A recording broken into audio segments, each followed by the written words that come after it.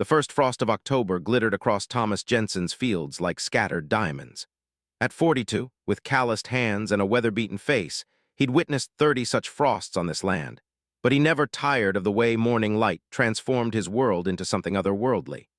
His grandfather had established Jensen Family Farms nearly a century ago, and Thomas carried that legacy in every decision he made. The greenhouse stood as his personal triumph, a cathedral of glass housing rare medicinal herbs that pharmaceutical companies paid premium prices for. While traditional crops kept the farm operational, these specialty plants represented Thomas's vision for the future. He wouldn't have noticed the disturbance if not for Rusty, his aging border collie, who suddenly perked up and growled toward the greenhouse. A shadow moved behind the glass, too tall for a raccoon, too deliberate for a deer. "Hello," Thomas called, retrieving the shotgun he kept by the door more out of habit than intention. "The property's monitored." A lie, but trespassers wouldn't know that. When no response came, he approached cautiously, Rusty at his heels. The greenhouse door stood ajar. He was certain he'd locked it. Inside, the scent of disturbed soil and crushed leaves filled the air. He found her crouched beside his prized purple coneflower section, methodically placing samples into translucent containers that emitted a soft blue light. She wore what looked like a jumpsuit made of material that shifted colors with her movements, currently a muted green that nearly matched the surrounding foliage. But what struck Thomas most were her eyes, large, luminous, with vertical pupils that expanded when she noticed him. "Those plants are worth more than your equipment," Thomas said, lowering his gun but keeping it visible. "Whatever research institute you're from, you should have called first." The woman, if that's what she was, tilted her head. A small device at her throat pulsed, and when she spoke, her words came with a slight delay, as if translated. "I apologize for the intrusion. These specimens contain molecular structures not documented in my archives." Her voice had an unusual resonance, like multiple tones speaking simultaneously. "I can compensate you with knowledge rather than currency." Thomas blinked, taking in details he'd initially missed. The slight blue undertone to her skin, the absence of eyebrows, the way her fingers moved with too many joints. "You're not from any research institute, I know." "I am not," she agreed, straightening to a height that exceeded his by several inches. "My designation is a Lodi, research botanist of the Axiotran Science Academy. My shuttle experienced navigation failure during sample collection in your upper atmosphere." Thomas Jensen had spent his life believing in practical things, soil composition, weather patterns, market prices. Nothing had prepared him for this moment. "You're telling me you're an alien, from another planet?" "I am telling you I require Echinacea purpurea root samples to synthesize stabilizing compounds for my communication array," she replied matter-of-factly. "But yes, I am not of Earth origin." Rusty, surprisingly, had stopped growling and now sniffed curiously at Elodie's boots, which seemed to intrigue her. She slowly extended her hand, 5 fingers but with an iridescent quality to the skin, for the dog to investigate. "He determines I am not a threat," she observed. "Animals often possess superior judgment to sentient species." Thomas ran a hand through his graying hair. "Look, I can't just let you take my plants. Those are specialized cultivars. I require only samples. The molecular properties will help me repair my communication device. Once I signal my research vessel, I can depart your property." She gestured to a small metallic object partially hidden among the plants. "I have already collected atmospheric specimens. These botanical samples are my final requirement." Thomas should have called the authorities. Anyone rational would have. But standing in his greenhouse with this otherworldly visitor who spoke of plants with the same reverence he felt for them, rationality seemed less compelling than curiosity. "How long until this vessel comes for you?" "Approximately 7 of your Earth days once I establish contact." Her expression changed subtly. "I have shelter protocols for short-term planetary visits, but the damage to my shuttle has compromised those systems." Thomas recognized the careful dignity masking vulnerability. He'd worn that same expression during drought years when neighbors offered help he was too proud to accept. "I have a barn," he said finally. "It's dry, private. You can use it while you signal your people. In exchange, I want to know about plants where you come from." For the first time, Elodie's expression softened into something recognizable across any number of light years. Relief. That arrangement is acceptable, Thomas Jensen. The barn's loft became Elodie's temporary laboratory within hours. Thomas watched in amazement as she transformed the dusty space with equipment salvaged from her damaged shuttle. Metallic components that seemed to flow like liquid arranged themselves around a central console that pulsed with soft blue light. Outside, autumn winds whistled through the weathered boards, but inside this space existed something beyond his understanding of science. "Your Earth has remarkable electromagnetic properties," Elodie remarked as she adjusted what appeared to be a communications array. "They interfere with our standard navigation systems, but amplify certain transmission frequencies." Thomas leaned against a support beam, trying to appear casual despite his racing mind. "Is that why your people haven't made official contact? Navigational issues?" "Partially." Elodie's fingers moved with precision across surfaces that responded to her touch with ripples of light. "Also, my species follows non-interference protocols with developing civilizations. Our presence here is primarily scientific." "Developing civilizations," Thomas repeated with a wry smile. "That's diplomatically put." For the first time, Elodie produced a sound like laughter, melodic and layered with harmonic overtones. "Your species is young but remarkably adaptable. In less than 4 centuries, you've progressed from basic combustion engines to rudimentary space exploration. And here I was proud of my automated irrigation system." The following morning, Thomas brought her breakfast, eggs from his chickens, bread he'd baked, and coffee. Elodie examined each item with scientific curiosity before tasting. "Your planet's biodiversity extends to consumables," she observed. "On Axiotra, centuries of climate engineering resulted in nutrient optimization but reduced variety." "Sounds efficient but boring," Thomas replied, pouring himself coffee. "What kind of farming happens there?" Elodie's expression grew animated. "Cultivation occurs in tiered hydroponic chambers that recirculate water and nutrients. A single facility produces food for approximately 10,000 individuals." Thomas whistled. "So no actual dirt under your fingernails." "The traditional soil-based agriculture you practice is considered historical art among my people." She hesitated. "Would you show me your methods for research purposes?" In the following days, Thomas found himself explaining concepts he'd never articulated, knowledge passed through generations by doing rather than teaching. Elodie absorbed everything, documenting soil composition, pollination patterns, and weather adaptations with her devices. "Your approach combines scientific understanding with intuitive adaptations," she said as they transplanted seedlings in the greenhouse. "My people would consider this philosophical as well as practical."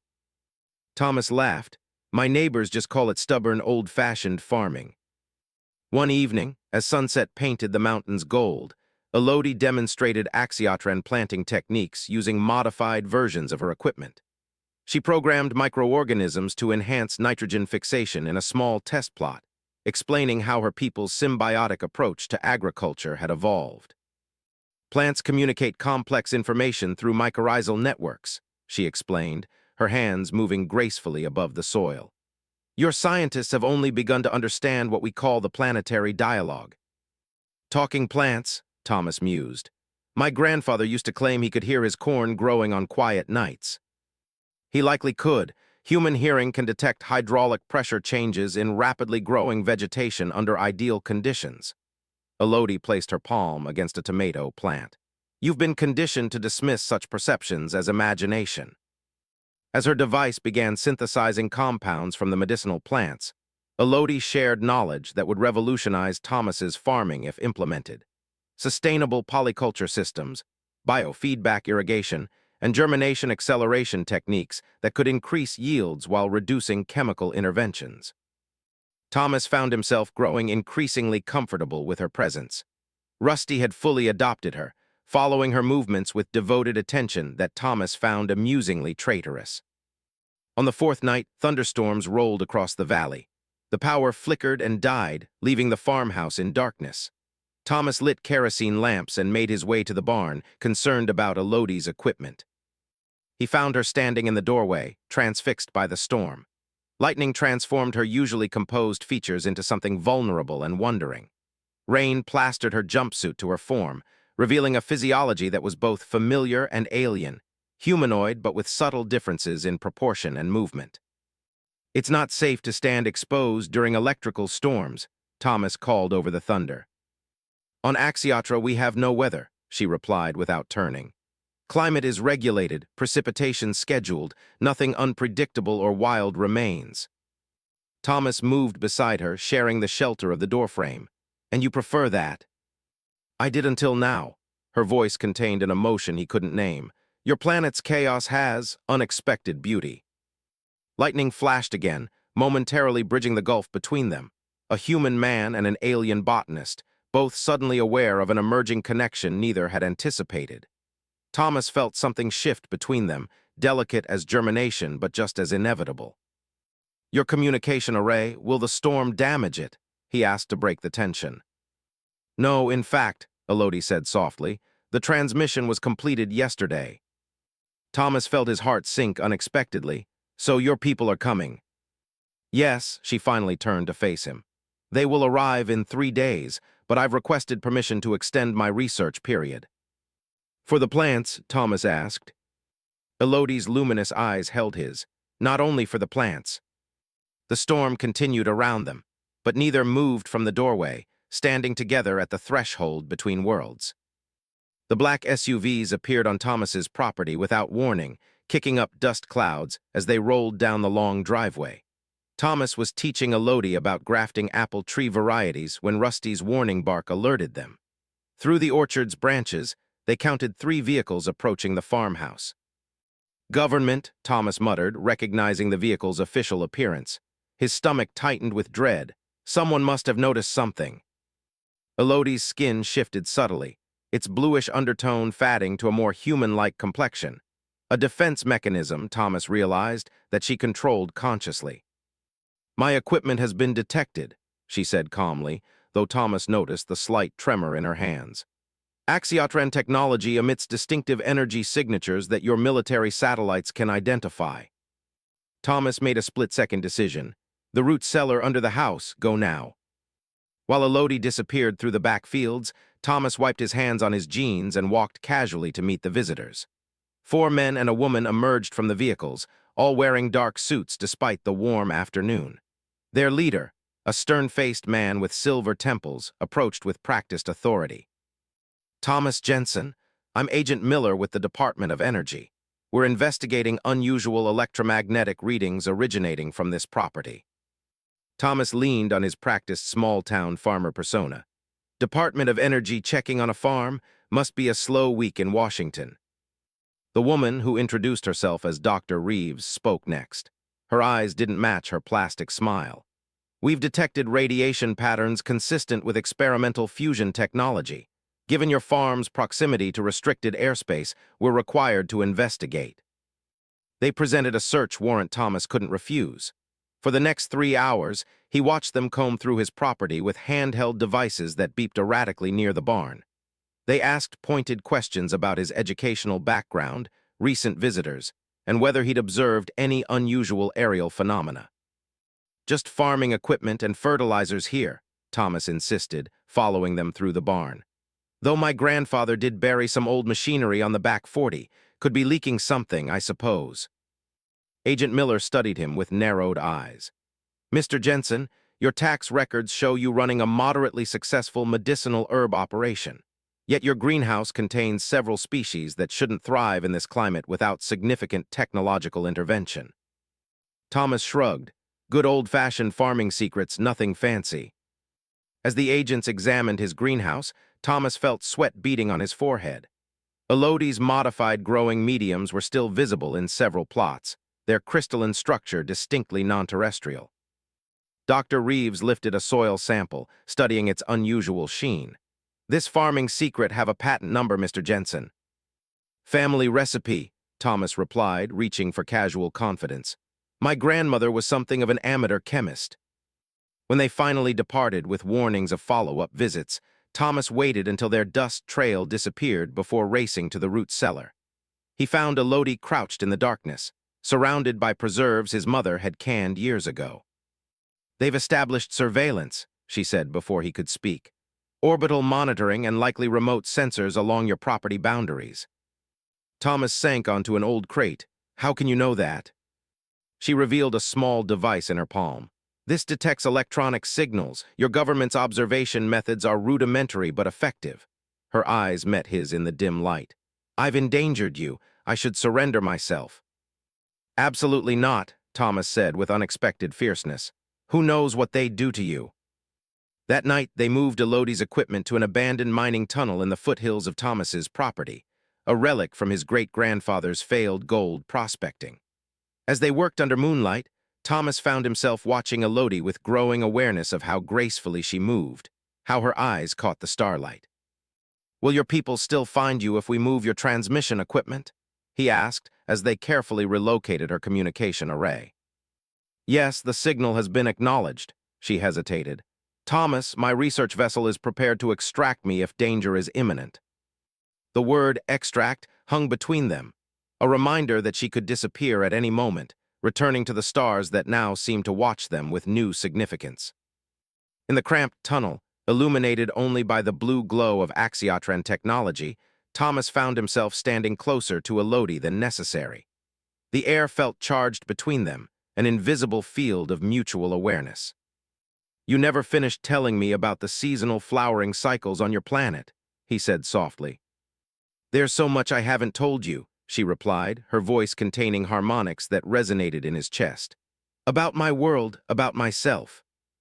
We have time, Thomas said, though both knew this wasn't necessarily true. Her fingers, with their extra joint and subtle iridescence, hesitantly touched his weathered hand. The sensation sent warmth spreading up his arm. Human physiology responds to touch with remarkable chemical efficiency, she observed, scientific detachment failing to mask her own response. Your pulse has increased by 23%. Thomas smiled. Is that your way of saying I'm nervous? Are you? Terrified, he admitted, but not of you. That night changed everything. As they navigated the strangeness of their differences, extra joints, unusual temperature regulations, the subtle phosphorescence of her skin in darkness, they discovered a language beyond words. Thomas found himself mapping the geography of an alien form with farmers' hands that had only known Earth's textures until now. This is not in my research protocols, Elodie whispered against his neck, her voice containing something wonderfully human, humor. Later, watching moonlight filter through the mine shaft's entrance, Elodie traced patterns on his chest that Thomas suspected were Axiotran symbols. They're coming tomorrow, she said finally. My research vessel will arrive at night to avoid detection. Thomas felt his heart constrict, and then I must choose, she replied, between my world and what I've found here. Beyond the tunnel, a drone's mechanical whir broke the night's silence, a reminder that other choices might be made for them before the sun rose again. Dawn found Thomas and Elodie kneeling in the greenhouse soil, frantically working against both time and possibility. News reports of increased military presence in the region had been playing on Thomas's radio all morning, officially described as routine exercises, but the timing couldn't be coincidental. The cellular structure is stabilizing, Elodie murmured, her fingers gently probing the roots of a plant unlike anything Earth had seen before. It shimmered with subtle bioluminescence, its leaves spiral-shaped and iridescent. The hybridization process is accepting Earth's nitrogen cycle. Thomas watched her work, memorizing her movements, the concentration in her luminous eyes. They had spent the night creating this garden, a fusion of Axiotran botanical engineering and Earth plant genetics. More than a scientific achievement, it represented something precious, proof that their worlds could coexist and flourish together. Will they survive after you're gone?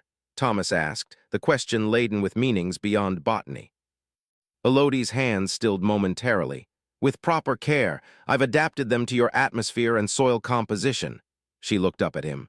I've prepared detailed instructions. The unspoken weight of departure hung between them. Outside, a helicopter passed overhead, the third that morning. They know something's coming, Thomas said, moving to the greenhouse window. Your people's arrival won't go unnoticed. The extraction will be brief. Axiotran vessels can manipulate perceptual fields, what humans might call cloaking technology. She stood, brushing soil from her hands. But your government's instruments will detect anomalies in the atmosphere. They're already searching. Thomas turned to her, suddenly desperate to memorize her face. "Come with me." He led her out of the greenhouse and through the orchard to the hilltop overlooking the Jensen farm. 3 generations of his family had worked this land, expanded it acre by acre. The morning mist was just burning off, revealing fields stretching toward distant mountains. His grandfather had proposed to his grandmother on this very spot. "This is what I'm choosing if I stay," Thomas said, gesturing toward his land. "Everything I am is rooted here." He took her hands, feeling their strange warmth. "But Elodie, I would leave it all, every acre, every memory, to go with you if you asked." Her eyes widened, vertical pupils dilating with emotion. "You would abandon your world." "For the chance to see yours, to keep what we've found," he nodded firmly. "Yes." Elodie's expression shifted through complicated emotions her translation device couldn't convey.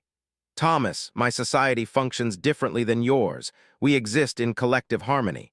Individual relationships, as you understand them, are uncommon." "You're saying they wouldn't accept us?" "I'm saying I don't know if I could accept living apart from my collective consciousness. And you?" Her fingers tightened around his. "You would wither away from Earth like a transplanted seedling in hostile soil. Your connection to this land is biological, psychological." Thomas knew she was right. He'd spent his life in sync with this particular patch of Earth, its seasons, its soil, its rhythms. Even in the face of love, some truths remained immutable. "And if you stayed?" he asked, though he already knew the answer. "I would slowly lose connection to my people's shared consciousness. Eventually, neural degradation would begin." She touched his face gently. "I would become less myself with each passing season." They stood in silence as birds called around them, Earth creatures oblivious to cosmic dilemmas. "Then we have today," Thomas said finally. "Let's not waste it on what cannot be." They spent the remaining hours completing their hybrid garden, what Elodie called a bridge between worlds. She encoded axiatra and botanical knowledge into simplified diagrams Thomas could follow after her departure. Together, they created something unprecedented on Earth. Plants that could clean toxins from soil, accelerate carbon capture, and produce yields beyond anything conventional agriculture had achieved. As sunset approached, they shared a last meal on the farmhouse porch. Thomas had prepared vegetables from his garden, simply cooked the way his mother had taught him. Elodie had synthesized a beverage from her world, a luminous blue liquid that tasted of unfamiliar fruits and minerals. "My people will detect what we've created here," Elodie said as darkness fell. "The botanical signatures are unmistakable. They will be curious. Curious enough to come back." "Perhaps." She set down her glass, its contents still glowing faintly. "Thomas, there's something I haven't told you. My position in the Academy allows certain discretionary decisions regarding ongoing research initiatives." Thomas felt a flicker of hope, meaning I could potentially establish Earth as a long-term research outpost. It would require approval, but... The night sky suddenly rippled with silent light, like heat distortion but impossibly vast. Thomas felt the air pressure change, a sensation of immense presence above them though nothing was visible. "They're here," Elodie whispered, standing. Her skin began to glow subtly, responding to her people's proximity. Thomas stood beside her, looking up at the distorted stars.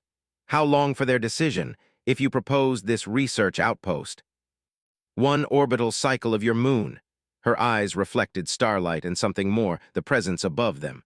"Approximately 28 Earth days." "I'll count every one," Thomas promised. They walked to the center of the hybrid garden they'd created. Plants whispered around them, leaves moving in the absence of wind, responding, Thomas realized, to the presence above. Elodie removed a small crystal from her equipment and pressed it into his palm. "This contains everything, my research, our findings, and personal data. If they approve my proposal, this will guide them back to you." The air around them began to shimmer, molecules vibrating with potential energy. Thomas knew their time had ended. "In my language," Elodie said, her voice taking on harmonic qualities he'd never heard before, "there is no word for goodbye, only until cycle returns." Thomas pulled her close one last time, memorizing the feel of her, both familiar and wonderfully strange. "Until cycle returns, then." The garden around them began to glow, plants responding to energies humans couldn't perceive. Elodie stepped back, her form already beginning to shimmer at the edges. "Tend our garden, Thomas Jensen," she said, her voice becoming distant. "It carries both our worlds now." Light engulfed her, brilliant and silent. When Thomas could see again, he stood alone among glowing plants, a crystal clutched in his hand, and the stars above realigning themselves into familiar patterns. 28 days, he would count every one. 27 days passed with excruciating slowness. Thomas maintained the hybrid garden with meticulous care, following Elodie's detailed instructions to the letter. The plants flourished beyond expectation, growing with accelerated vigor, their unique properties beginning to manifest in ways that drew cautious interest from agricultural researchers and raised eyebrows among his neighboring farmers. Government agents continued their surveillance, though with decreasing frequency. Thomas had explained away the energy signatures as experimental solar panels he'd been testing and subsequently removed, a story just plausible enough to create reasonable doubt. Agent Miller remained skeptical during his follow-up visits, but lacked evidence to justify further investigation. On the 28th evening, Thomas sat on his porch steps, the crystal Elodie had given him warm in his palm. He'd spent each night watching the stars, searching for ripples in reality that might signal her return. Tonight, clouds obscured the view, the first rainfall in weeks approached from the west. Appropriate, he thought, that even the weather conspired to emphasize his disappointment. Rusty suddenly raised his head, ears perked forward, and bounded toward the hybrid garden with unexpected energy for his aging joints.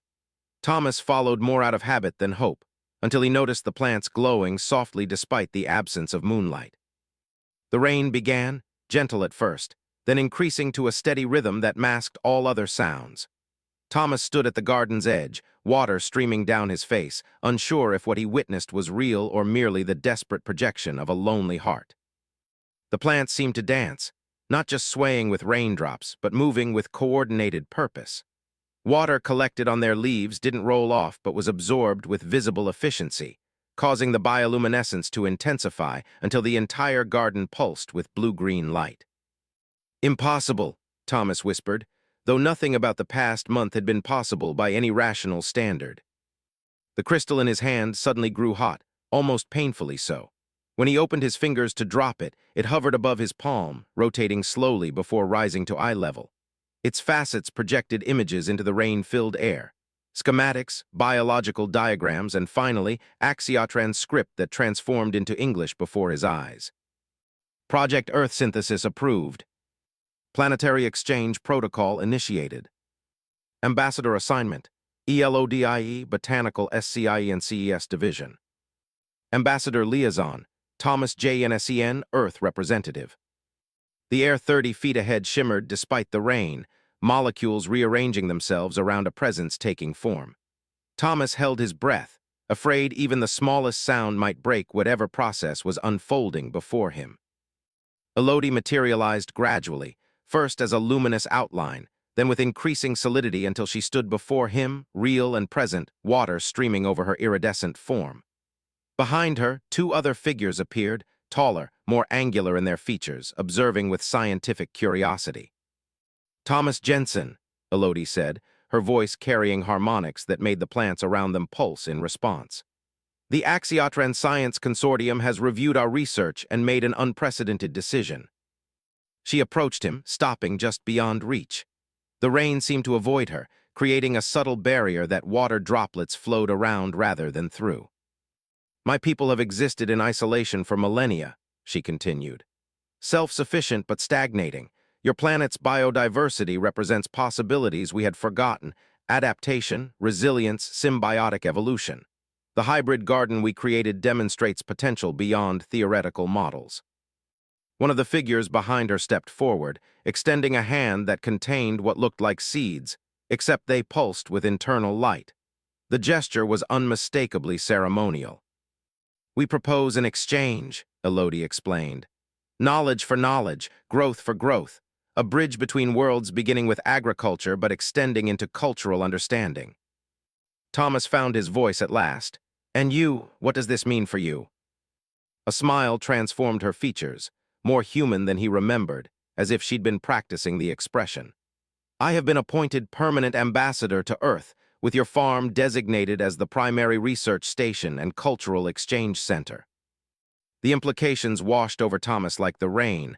Elodie would stay, not just temporarily but permanently. The impossibility they'd faced had somehow resolved into opportunity. Your government has been contacted through appropriate diplomatic channels, she added. The transition will require adjustment, but official recognition of Axiotran presence on Earth is being negotiated at the highest levels. Thomas laughed, the sound startling the other Axiotrans but drawing another smile from Elodie.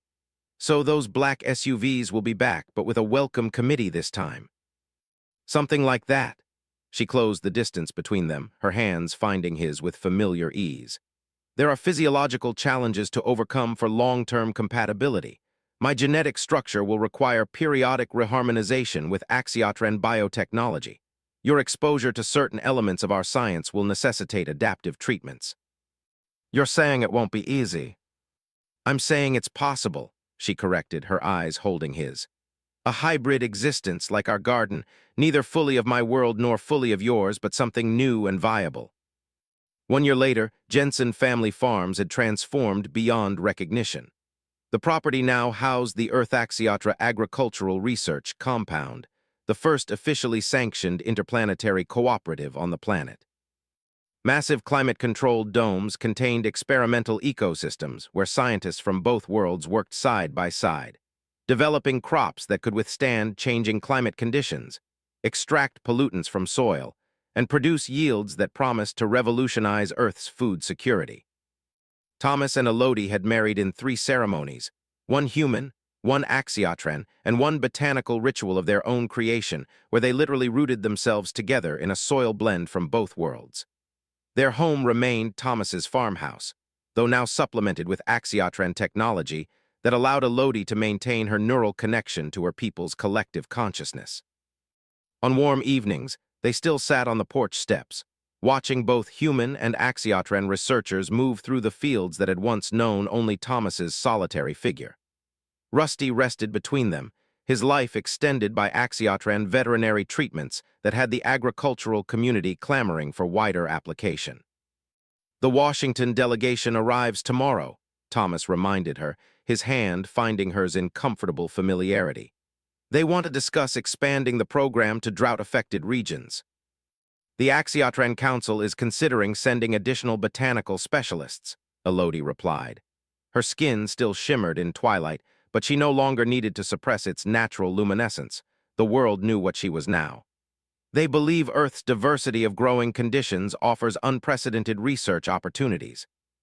Thomas nodded, watching the first stars appear overhead. Sometimes I still can't believe it all started with you stealing my plants. I prefer to think of it as unauthorized sampling, she corrected with mock seriousness. Thomas laughed and pulled her closer. Her body temperature ran several degrees warmer than human norm, a difference that had required adaptation but now felt like coming home. Do you ever regret it? He asked, suddenly serious. Choosing a life caught between worlds? Elodie considered the question with characteristic thoughtfulness. My people have a concept called divergent evolution, when a single species branches into 2 distinct forms to occupy different niches. Both forms remain valid expressions of the original genetic template. She touched his face gently, a gesture she'd adopted from him. I haven't left my world behind, Thomas. I've brought it with me and helped it grow in new directions. Just as you haven't abandoned your family's legacy, you've expanded it beyond what your ancestors could have imagined. Below them, the hybrid garden they'd planted together had grown into a sprawling tapestry of Earth and alien botanicals, impossible collaborations that nonetheless thrived. Scientists had only begun to catalog its properties and potential. Some plants produced compounds that showed promise in treating human diseases. Others could detoxify soil contaminated by centuries of industrial pollution. New seasons, Thomas said, echoing words Elodie had used when explaining Axiotran philosophy. Not endings, just changes in the growth cycle. As darkness settled over Jensen Family Farms, now the nexus of humanity's first steps into a larger cosmic community. The plants in their garden began their nightly illumination, a beacon visible for miles. To visiting officials, it represented diplomatic achievement, to scientists, unprecedented research opportunities, to local farmers, revolutionary agricultural techniques. But to Thomas and Elodie, It represented something far simpler and more profound. What becomes possible when different worlds choose to grow together rather than apart?